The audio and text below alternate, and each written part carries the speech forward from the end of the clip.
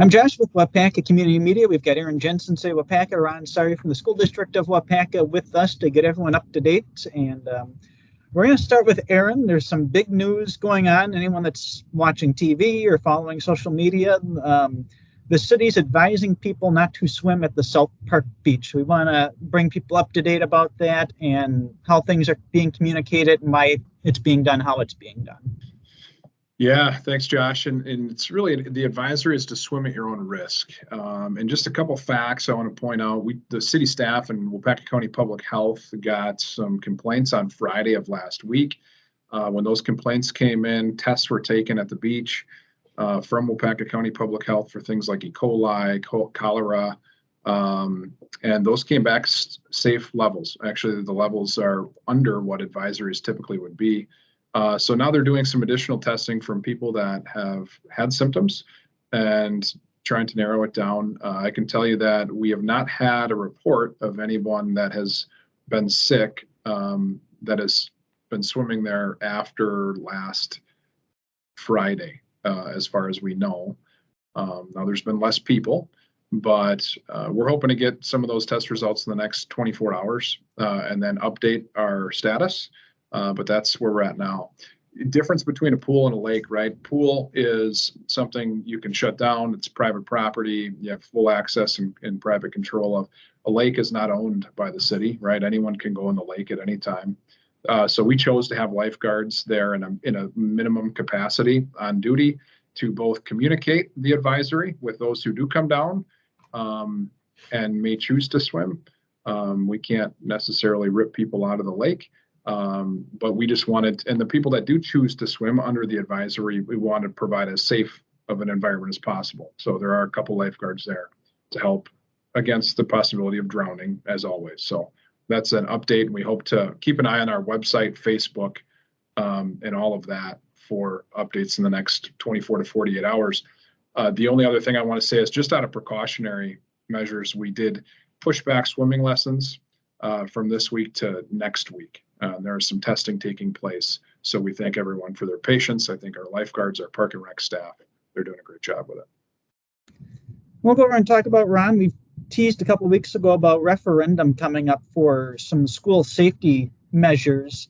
And these aren't just things the school's making up or wants to do. These are things the Department of Justice have highly recommended are best practice to implement at the school to hit a bunch of different needs. So I know, Ron, you want to talk a little more in detail about what the project is and the why to help people be informed about the referendum. Yeah, Josh, it's really two organizations, not only the Wisconsin Department of Justice, but the Wisconsin School Safety Coordinators Association. Both have shared with us that our number one biggest liability is not having a proper single point of entrance into all of our school buildings, our 4 buildings. And so right now in all 4 buildings, when a visitor during the school day gets buzzed into the office or gets buzzed into the building, there is no direct line of sight at these places. We have a camera and we can see, but it's not a direct line of sight. And then they don't go in, they're not buzzed into the office. They're just into the hallway, and they literally could just go wherever they wanted to go. And the best practice, which is what the experts in the Department of Justice are saying, is you need 2 places to be buzzed into that are secure. The first is that vestibule, and then the second is into a school office. And as the staff interacts with that visitor, they would be trained on kind of trying to determine if something isn't right. We would be doing a background check through a Raptor system that we would purchase that would then issue a pass. And so there's that degree of interaction. If something wasn't right, they would literally be locked into that office vestibule, that reception area, so that the secretary could call administration or a school resource officer or somebody else. They wouldn't be able to leave. So that's the key, is having a secure single point of entry that you get buzzed into 2 separate vestibules, one being the school office reception area. And like I said, we don't have that at this point. And then all of the other doors across our district, Josh, would be locked from the outside. And I know you talked about when students and staff show up, they're all going to enter through the single entrance as well, and also talked about increased security, that if someone does open one of the other exterior doors, you'll know if it's propped, or you'll be able to tell who did it to be able to more closely monitor what's coming in and out of the building. Exactly. It's kind of, this whole process is twofold. One is we're going to use referendum dollars if the community supports this for the single point of entry, the secure entry that I talked with the two buzz in. And then the district on our own through our budget is going to be funding these other pieces in conjunction with this remodeling. And it will involve purchasing alarms for those other doors that would be emergency exit doors, so that if they got opened, the door's own alarm would go off. And then at that point, a text and email would be sent to the principal, the SRO officer, the secretary of the building, that would show the picture from the camera that covers that door, so we would see who opened it, and also the door number, so we know where in that building it is, and so we can go and address it immediately. So that's really neat. As that door is open, excuse me.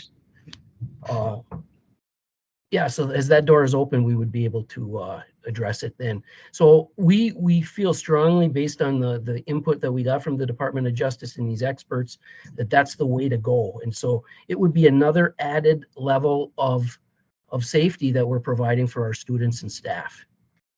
Very good. So I know we'll talk again more about this as it progresses, to help educate the community on what it's all about and to remind them, and maybe to address any comments in the future, but we'll keep on this topic. We'll jump back over to you, Aaron. One of the big assets in our park system is Swan Park, and it's been busy. Tell us about it. It has. It's been crazy busy in a great way. June is always our heavy month with tournaments, in town and out of town teams coming to visit the park. It's amazing. I've been able to spend a little bit of time out there over the weekends, and the amount of positive comments that are made about that facility, the experience that teams coming in have. I've heard a number of times, hey, this is the best experience we've had from a baseball, softball perspective anytime in the last several years at tournaments, which is awesome to hear. It's a credit to our park staff that takes care of it.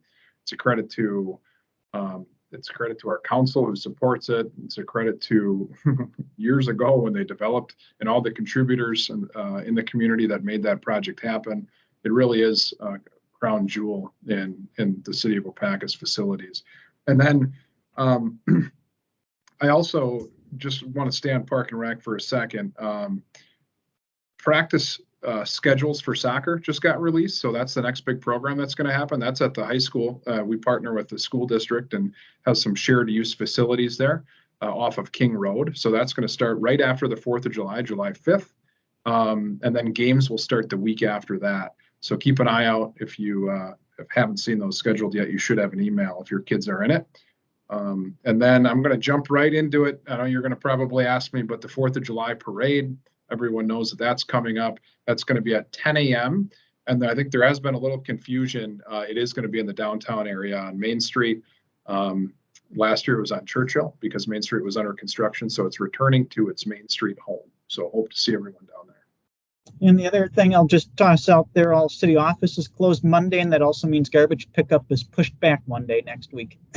Yes, good reminder. Make that reminder too. So, well, Ron, Aaron, appreciate the time to talk. Hope you have a great 4th of July weekend, and hope everyone tuning in has one as well. Yeah, you too, Josh.